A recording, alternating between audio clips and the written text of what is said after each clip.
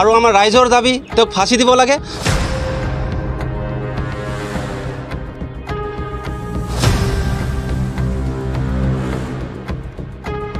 গোটেই বিজনীবাসী ৰাইজৰ ওচৰত ন্যায় বিচাৰিছে। ছোৱালীজনী আমাৰ ন্যায় পাব লাগে, যিহেতু তাই ইমান ডাঙৰ এটা পদক্ষেপ লৈছে, কিবা এটা ভিতৰত নিশ্চয় ৰহস্য আছে। ৰাতিপুৱা আমাৰ বিজনী শিৱশংকৰ কলনীৰ সুমা সাহা নামৰ এজন সৰু আমাৰ এটা ভণ্টি সমত এজন ছোৱালী আজি তেওঁ ঢুকালে।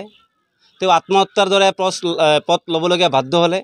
তাৰ কাৰণে আজি বিজনী শিৱশংকৰ কলনী তথা বিজনীৰ নাৰী সমাজ, নাৰী মহলে যাতে নাৰী নিৰ্যাতন আৰু কিমান নাৰী এনেকৈ সহ্য কৰিব, আজিৰ পৰা নহয়, বিগত আমি বহুত কেইবছৰ ধৰি চাই আছোঁ যে এনেকুৱা কণমণি সৰু ছোৱালী আগন্তুক দিনত যাতে কোনো বেলেগ ছোৱালীৰ ওপৰত এনেকুৱা পাখণ্ড কাম কোনোবাই কৰিব নোৱাৰে। তাৰ কাৰণে আমাৰ আজি এই সমদল ওলোৱা মানে আমি মৌন সমদল ওলাইছোঁ। আৰু ইয়াৰ মাজতে লগতে আমি ধন্যবাদ দিম আমাৰ বিজনী SDPO ছাৰক, লগতে OC ছাৰ আমাক যথেষ্ট কৰ্পৰেট কৰিছে। আৰু প্ৰশাসনক আজি আমি বিজনী শিৱশংকৰ কলনী মহিলা সমাজ তথা বিজনী মহিলা সমাজ হিচাপে প্ৰশাসনক আমি দাবী কৰিছোঁ অতি শীঘ্ৰে এই নয়ন সাহা যি কালপিত, অয়ন সাহা বুলি যি কালপিত, ইয়াক ধৰি কঠোৰছে কঠোৰতম শাস্তি ইয়াক দিব লাগে। আৰু আমাৰ ৰাইজৰ দাবী তেওঁক ফাঁচি দিব লাগে। আৰু তেওঁৰ ঘৰত বিশেষকৈ তেওঁৰ মা, আমাৰ বিজনীবাসী ৰাইজৰ আমাৰ সন্দেহ হৈছে এই আত্মহত্যা যিটো ঘটনা, ইয়াতে তেওঁৰ মাও জড়িত আছে। প্ৰশাসনে ভালকৈ তদন্ত কৰি যাতে উচিত শাস্তি বিহে, তাৰে আমি আজি দাবী জনাইছোঁ।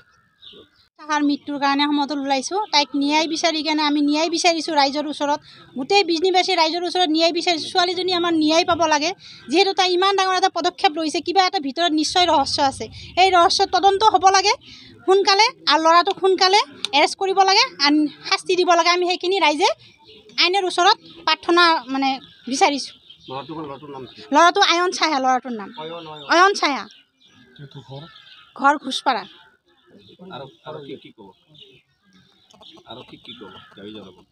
দাবী মানে এইখিনিয়ে জনাওঁ যে তাৰ লগত বিয়াৰ এটা মানে মিউচুৱেল হৈ আছিল, বিয়া হ'ম বুলি সিহঁতে ঘৰৰ পৰা এটা এগ্ৰিমেণ্টো কৰিছিল, বিয়া কৰিম বুলি। এগ্ৰিমেণ্ট কৰাৰ পিছত কালি ৰাতি তাই মোক ফোন কৰিছে। ফোন কৰাৰ পিছত মোক কৈছে, খুৰী এনেকুৱা ঘটনা হৈ আছে, কি কৰিম? মই কৈছোঁ ঠিক আছে। কৈছে ল'ৰাটোৰ মেচুৰিটি হ'ব ছেপ্টেম্বৰৰ 7 তাৰিখে। মই ঠিক আছে, মেচুৰিটি হওক, তেতিয়া আমি গাঁৱৰ মানুহ আছোঁ, ৰাইজ আছোঁ, সকলোৱে যায় আলোচনা কৰি কিনে বিচাৰ এটা পাতি কি কয় চাম মাক দেউতাকে। সেইখিনিলে ধৈৰ্য নধৰিলে, আমাক বিশ্বাস কৰিব নোৱাৰিলে। তাই যে ইমান ডাঙৰ এটা ঘটনা কৰিব আমি সপোনতো ভবা নাছিলোঁ।